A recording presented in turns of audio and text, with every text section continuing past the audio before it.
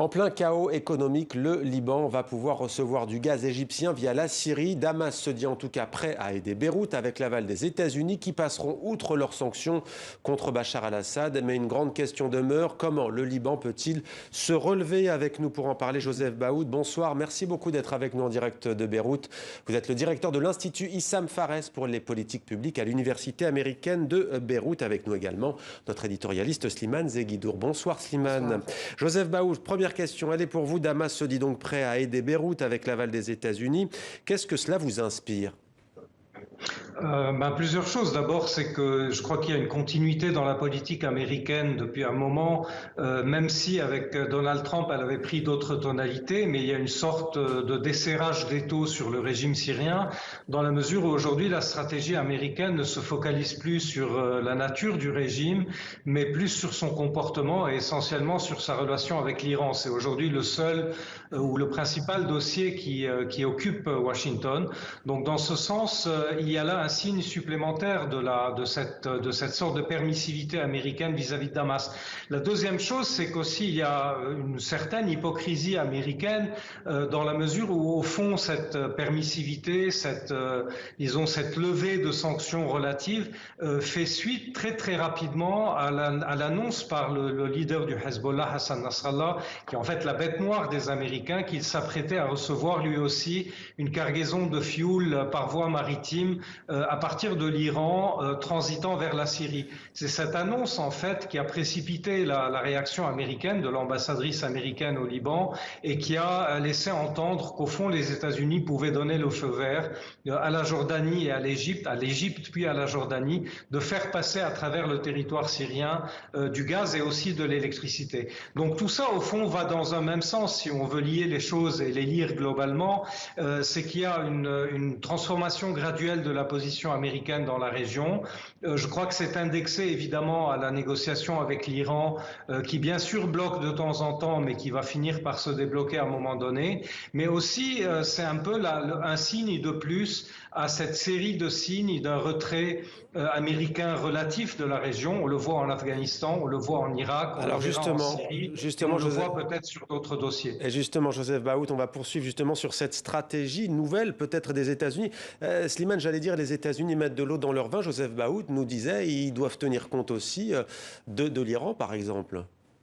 Oui, en fait, il y a une sorte de redistribution des cartes dans la région et ce qui implique un retour aux fondamentaux géopolitiques, à savoir le poids respectif de l'Égypte et de la Syrie, qui sont depuis l'Antiquité les deux pôles qui maintiennent l'équilibre du Proche-Orient.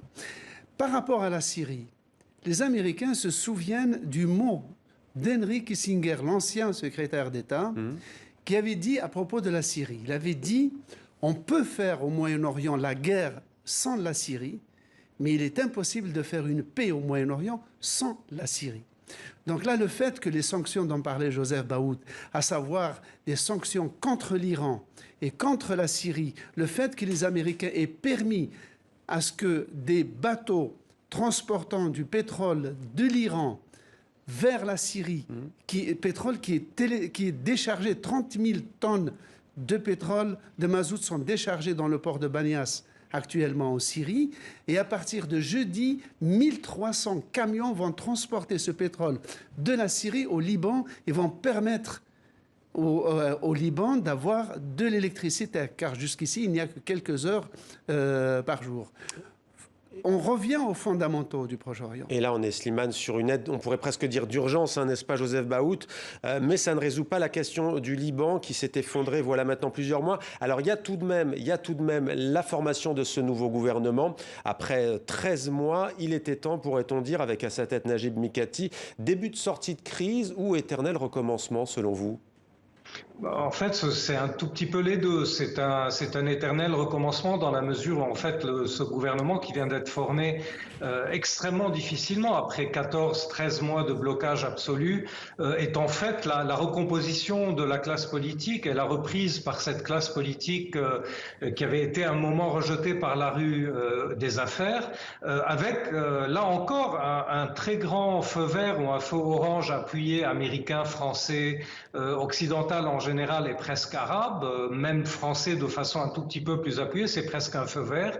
Donc déjà, on peut voir là de la continuité et un peu tout change pour que rien ne change au Liban. Mais aussi, comme vous dites, c'est le début très très timide, mais vraiment très timide, pas d'une sortie de crise, je dirais, mais d'une résolution relative et peut-être passagère des problèmes quotidiens des Libanais. En tout cas, ça a été salué, Joseph Baoud, pardonnez-moi de vous couper, il y a un petit décalage, mais ça a été salué, ce gouvernement, par la chute du dollar sur le marché noir au Liban. C'est pas rien dans un pays qui est dollarisé, entre guillemets. Ça peut au moins peut-être résoudre la crise monétaire. C'est ce que je m'apprêtais à dire. Sleiman parlait des coupures de courant.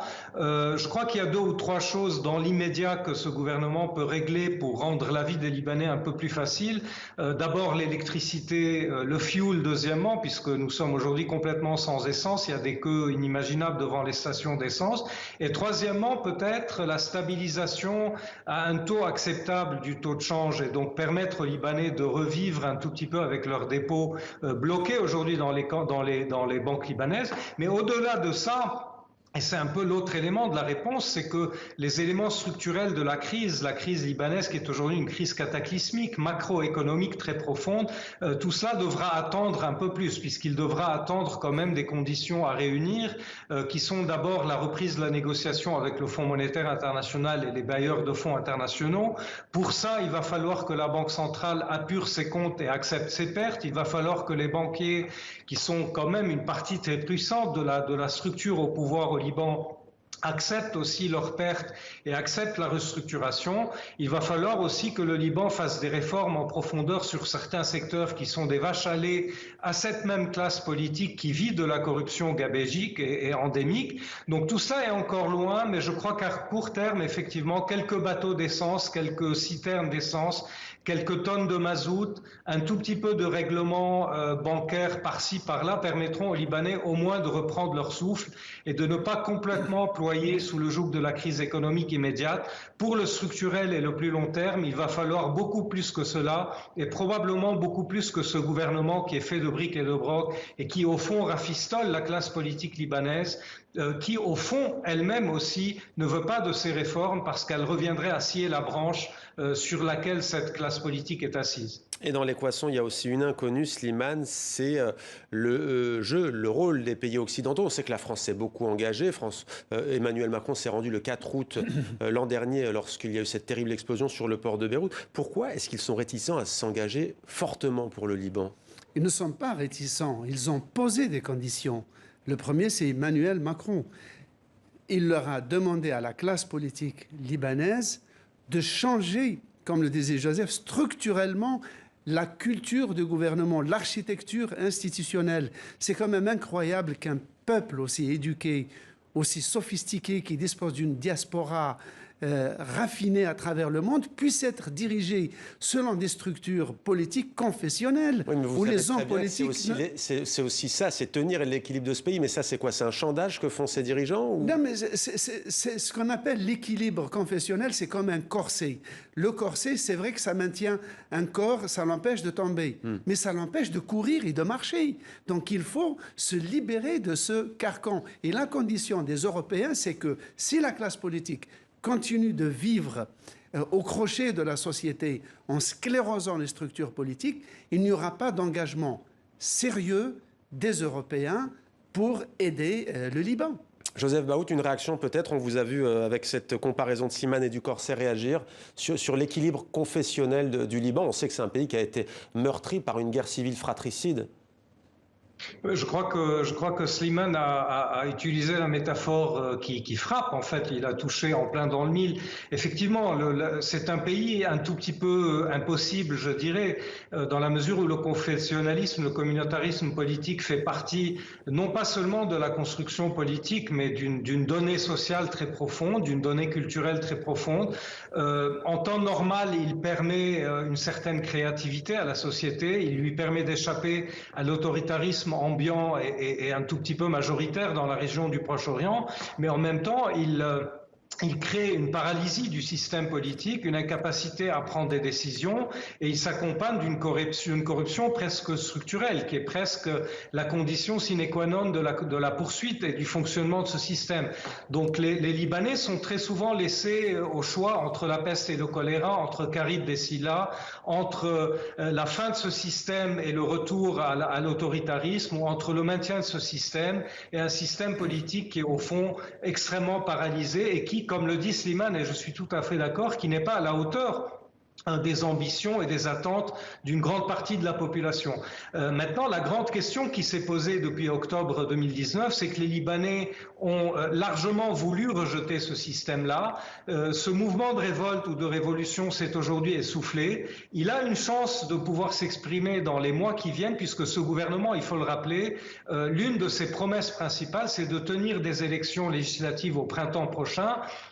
Slimane parlait de l'initiative Macron et de l'initiative française. Elle est très largement aujourd'hui indexée aux résultats de ces élections législatives, et ces élections vont être le test ultime pour cette société civile de montrer si vraiment elle est volontairement à même de vouloir reprendre les rênes du pays et de pouvoir instaurer un gouvernement autrement, comme le disait Slimane, ou si, au fond, la classe politique qui est faite, en fait, de crocodiles qui ont la vie très, très dure et la peau très, très épaisse, pourra rester au pouvoir, et malheureusement, le pays reviendra à des modes de gouvernement que l'on connaît, mais qui, au fond, ne produisent pas grand-chose et qui laissent cette société un tout petit peu sur le bord de la route. Merci beaucoup, Joseph Baoud, de nous avoir donné des clés de compréhension et de réflexion sur la situation au Liban. Merci également, Slimane, pour votre décryptage.